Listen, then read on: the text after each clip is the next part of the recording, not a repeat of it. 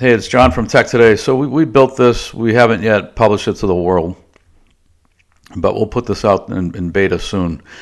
So we wanted to build a tool for technology analysts, technology PMs, software guys in particular, that would give them sort of a macro view, yet was also technology specific, software specific. So we leveraged a series of APIs into the Federal Reserve, into the BLS, into the BEA. So we're pulling a lot of that government data. There's probably 1,000 APIs, literally, that you could call into the tool. For now, we chose half dozen or so here. So we pull in GDP. So that's year-over-year percentage change. We pull in the unemployment rate. We pull in CPI, and that's the year-over-year CPI that we pull in.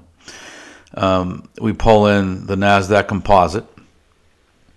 We pull in PPI data, but instead of the PPI that gets released, that just got released last week, we're pulling the subcategories. So data processing services. So that's a bit of enterprise software, a bit of cloud hosting, and related cloud services. We pull in software publishers. So these are sort of the enterprise software guys.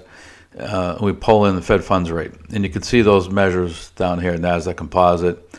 There's GDP, both in absolute terms as well as the year-over-year percentage change. Here's the PPI software publishers. It's sort of the absolute values as well as the year-over-year percentage change.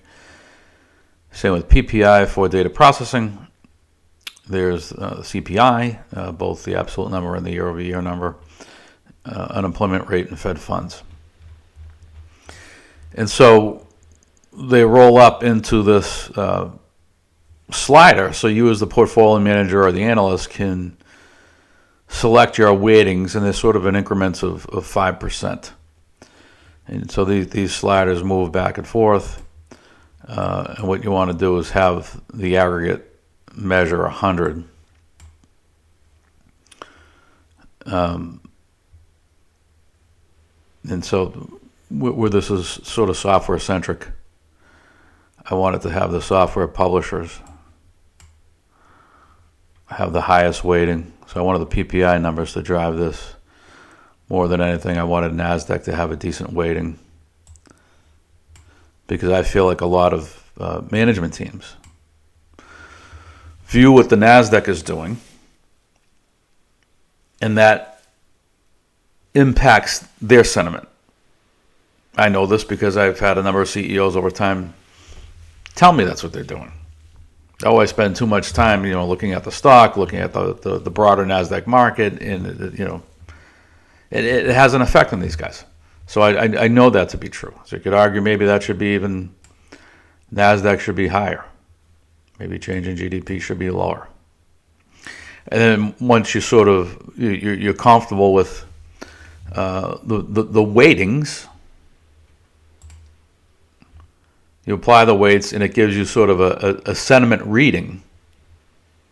So there are the weights applied to each of these indicators. And then if you sum up the value column, it's going to get you to the score here. So this is sort of a sentiment score for the economy, for the markets. And here's how the scores translate. So it's sort of boom times if you have a score of 80 to 100. Expansionary growth if you're at 60 to 79. Moderate if you're 40 to 59. Slowdown 20 to 39. Contraction 0 to 19. And so maybe you could argue, I don't know, NASDAQ should be a bit lower. Maybe that one's a bit higher. Apply the weights and it'll recalibrate. And so it just went from 50.4 to 49.6. So you get the idea. So now I just have to, we have to get this out to people in a sort of beta environment. But there you go. That's all for now. See you next time.